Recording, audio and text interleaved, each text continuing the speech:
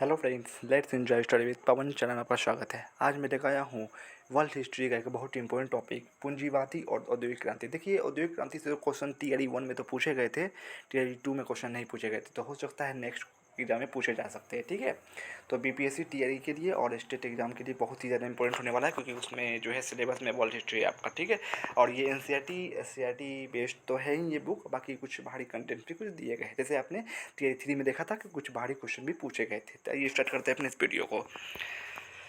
देखिए, पूंजीवाद का उदय।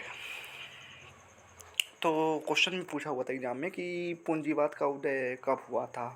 टीआई 2 में पूछा हुआ क्वेश्चन है कि पूंजीवाद का उदय कब हुआ था। ये क्वेश्चन पूछा हुआ था। ठीक है, हिस्ट्री में तो 15वीं सदी से यूरोप में जो नई व्यवस्था उभर रही थी उसे ही पूंजीवाद कहा जाता है। ठीक है, 15वीं सदी में इसका उदय हुआ था। ठीक है, पूंजीवाद का।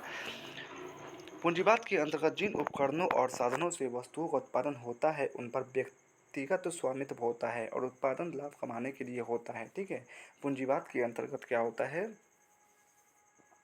कि जिन उपकरणों और साधनों से वस्तुओं का उत्पादन होता है उन पर व्यक्तिगत स्वामित्व होता है और उत्पादन लाभ कमाने के लिए होता है। इस व्यवस्था के अंतर्गत मजदूरों के पास कुछ नहीं होता, वे सिर्फ मजदूरी के लिए काम करते हैं। पूंजीवाद के अंतर्गत संपदा के स्वामियों को पूंजीपति कहते हैं। वे अपनी संपदा को केवल जमा या केवल उपभोग में नहीं लाते, बल्कि लाभ कमाने के लिए उसका निवेश भी करते हैं। वस्तुओं का उत्पादन बाजार में बेचकर मुनाफा कमाने के लिए होता है। ठीक है, फिर नेक्स्ट आते हैं औद्योगिक क्रांति पर। अधिक लाभ कमाने के लिए कम लागत पर अधिक माल तैयार करने की आकांक्षा के कारण औद्योगिक क्रांति आरंभ हुई थी। अधिक लाभ कमाने के लिए कम लागत पर अधिक माल तैयार करने की आकांक्षा के कारण ही क्या हुआ था कि औद्योगिक क्रांति आरंभ हुई थी और पूंजीवाद का अधिक विकास हुआ था। इंग्लैंड में औद्योगिक क्रांति का प्रारंभ लगभग सन 1750 ईस्वी में हो चुका था। इंग्लैंड में औद्योगिक क्रांति का प्रारंभ जो है लगभग सन 1750 में हो चुका था। औद्योगिक क्रांति के पश्चात वस्तुओं के उत्पादन में मनुष्यों और जानवरों द्वारा किए जाने वाले काम का कुछ भाग मशीनें करने लगी थी। ठीक है, इसलिए हम कह सकते हैं कि औद्योगिक क्रांति मशीनी युग का प्रारंभिक दौर था।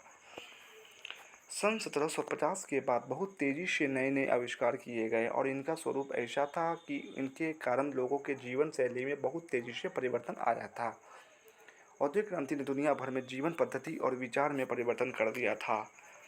18वीं सदी में घरेलू पद्धति पुरानी पड़ गई, इसकी जगह एक नई व्यवस्था अस्तित्व में आने लगी जिसको कारखाना पद्धति कहा जाता है। ठीक है, फिर नेक्स्ट पैराग्राफ पर चलते हैं। साधारण उपकरणों, पशुओं और हाथ की जगह क्रमशः नई मशीनों और भाप की शक्ति का इस्तेमाल होने लगा था। साधारण उपकरणों, पशुओं और हाथ की जगह अब नई मशीनों और भाप की शक्ति का इस्तेमाल होने लगा था। कई नए नगरों का आविर्भाव हुआ। कारीगर और बेदखल किसान काम के लिए नगरों में पहुंचे। अब कारखानों में उत्पादन होने लगा। पहले वह घर की कार्यशाला में होता था, यह उत्पादन मशीनों से हो रहा था, जबकि इसके पहले मशीनों की जगह साधारण उपकरण काम में लाए जाते थे। उत्पादन के साधनों के मालिक और प्रबंधक पूंजीपति लोग थे, ऐसे लोग जिनके पास अधिक उत्पादन में लगाने के लिए पैसा था। इंग्लैंड में क्रांति का प्रारंभ।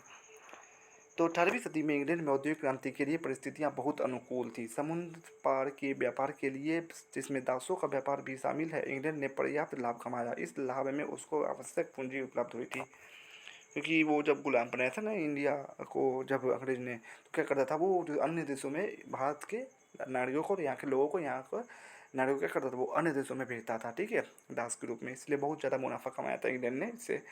तो समुद्र पार के व्यापार के जरिए, जिसमें दासों का व्यापार भी शामिल है, इंग्लैंड ने पर्याप्त लाभ कमाया। इस लाभ में उसको आवश्यक पूंजी उपलब्ध हुई। यूरोपीय देशों के व्यापार की प्रतिद्वंदिता में इंग्लैंड ऐसी शक्ति के रूप में उभरा जिसका कोई भी प्रतिद्वंदी नहीं था।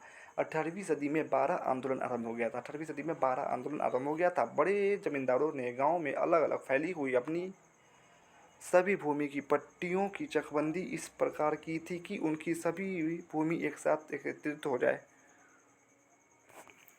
इस प्रक्रिया में उन्होंने छोटे किसानों की भूमि की टुकड़ियां अपनी भूमि में मिला ली थी और छोटे किसानों को भूमिहीन कर दिया था। इस प्रकार भूमिहीन बेरोजगारी की एक विशाल संख्या हो गई। इस कारण कारखाने में काम करने के लिए मजदूरों की कमी नहीं रही। 17वीं सदी की क्रांति के फलस्वरूप एक अस्थायी सरकार की स्थापना हो चुकी थी। इंग्लैंड के पास लोहा और कोयला जैसे प्राकृतिक संसाधन काफ़ी मात्रा में विद्यमान थे, जो उद्योग के विकास के लिए काफ़ी आवश्यक थे। तो वीडियो कैसा लगा कमेंट्स में ज़रूर बताइएगा। अगर अच्छा लगा तो प्लीज़ प्लीज़ प्लीज़ मेरे चैनल को सब्सक्राइब करें, शेयर करें, लाइक एंड कमेंट ज़रूर करें। बाकी ये जो है औद्योगिक क्रांति का पार्ट 1 वीडियो है, पार्ट 2 वीडियो ठीक है फिर कल आएगा। और पार्ट 2 वीडियो में आपका जो औद्योगिक क्रांति है और पूंजीवादी जो ये टॉपिक है वो आपका समाप्त हो जाएगा। Thanks for watching and subscribe for more videos. Look